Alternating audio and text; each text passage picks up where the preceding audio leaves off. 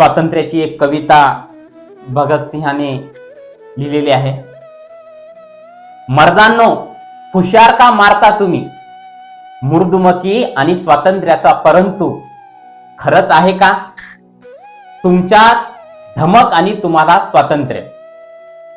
साखळ दंडात कुजणाऱ्या बांधवांच्या वेदना जाणवत नसतील, तुम्ही मुक्त असताना कोणी गुलामीत मरत असेल तर तुम्ही सुद्धा शंडपणा पांघरलेला गुलामच आहात। मुक्त वावरण्याचा तुम्हाला हक्क तरी काय? फक्त स्वतःला मुक्त करविणे यालाच का खरे स्वातंत्र्य म्हणतात? मानव जातीप्रती जबाबदारी विसरणे यालाच का खरे स्वातंत्र्य म्हणतात?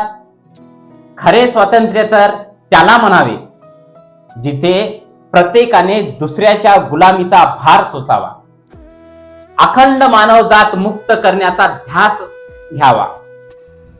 जे गुलामीच्या विरोधात उभे राहू शकत नाहीत त्यांना खरे गुलाम म्हणावे। उपवास आणि तिरस्काराच्या भीतीने जे शांत बसतात त्या गुन्हेगारांना गुलाम म्हणावे। केवळ संख्या कमी आहे म्हणून सत्याच्या बाजूने उभे राहायला जे घाबरतात त्या नामर्दांना गुलाम म्हणावे।